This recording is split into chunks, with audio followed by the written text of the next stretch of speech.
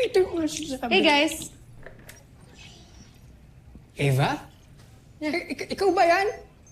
Parang biglang nagbago yung ihip ng hangin ah. Bakit? Nagbago na yung smile mo, unlike kanina. Wala nang tantrums. Well, let's just say, kapag nagdasal ka, the universe answers it. Ha? Nagdasal ka? Bago yun ah. Totoo. Whatever. Basta masaya ako dahil malapit nang matupad ang dream ko.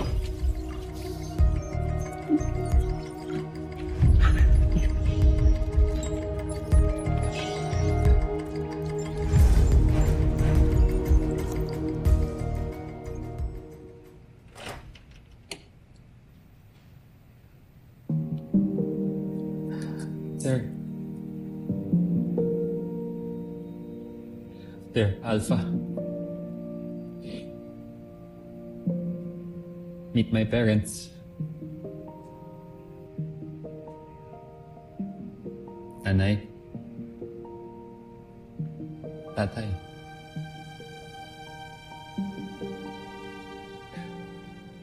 Nag-iisang pamilya ko.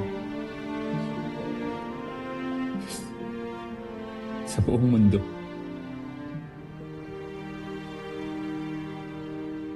Si Alpha.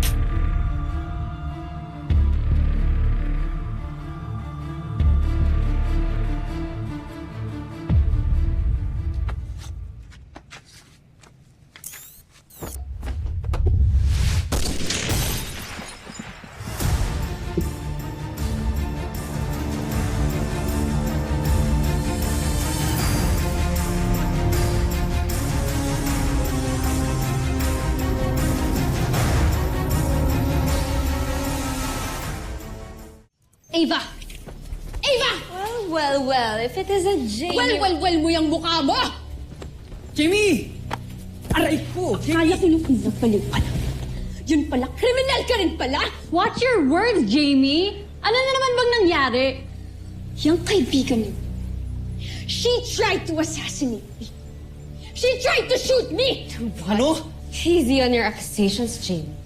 Nagkamali ka na sa akin once. Ikaw lang naman na magtatangka ng masama sa akin. And how can I possibly do that? Nasa rad center lang ako the whole day. Liar. Gusto mo talaga ako patayin! Jamie. Malma muna, okay? Hindi sabi ng totoo si Eva. Kanina pa namin siya kasama rito. Totoo yun, Jamie. If you want, you can ask the security. Totoo yan, ma'am. Napahiya ka na naman. Nagmukha ka na namang tanga. Jimmy! Jimmy, sinong gagawa nun sa'yo?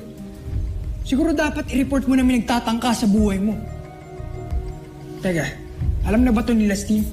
I'm sure papansin lang yan si Jamie.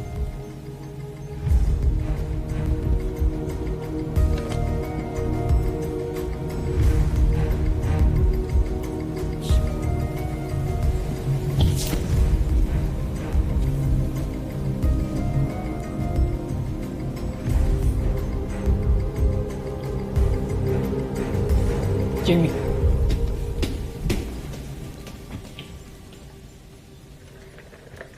She's such a loser.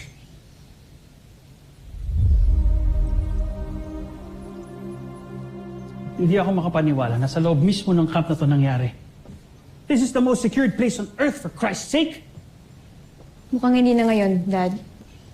We'll get to the bottom of this. Hindi ko palalampasin to. Jig, nabalitaan namin kay PJ. Sir! Kumusta ka? Okay lang ako. Thank you for the concern. Jenny, pinakuha ko ng security ang lahat ng CCTV footage na malapit sa kwarto ko. At pinareview ko na rin ang data log kung sino-sino ang pumasok sa camp. Kaya don't worry. Apo, Doctor. Reporting for duty, sir.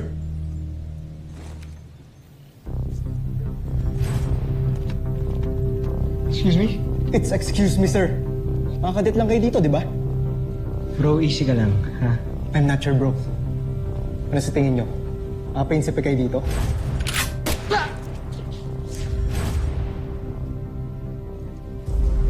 Jamie, this is Security Specialist Apable. Apable is my daughter Jamie. And the Voltes team.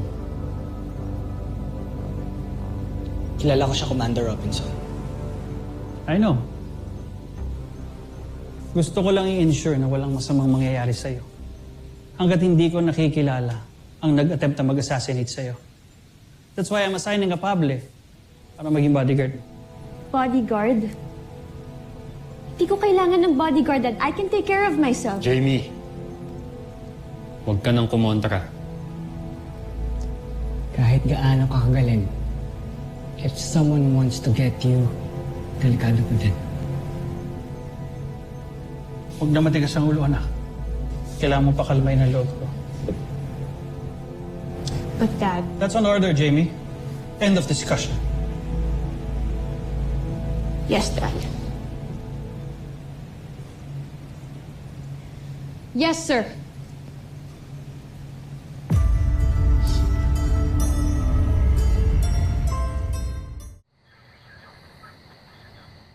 Jamie, sigurado ka doon correct sa mo matutulog?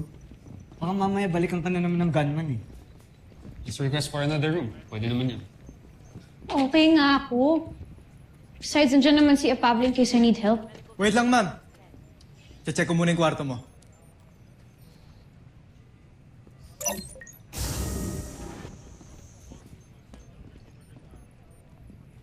Gusto mo ba samahan mo na kita sa room mo? Ako na. Wala rin akong ginagawa ngayon, Jamie. I offered first. Mark, mas matagal kaming magkakilala ni Jamie.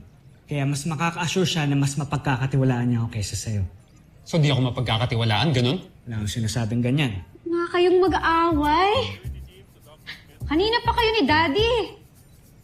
Alam niyo naman na I hate it kapag tinatrato niyo ako na parang weak ako. Parang kailangan niyo akong protektahan.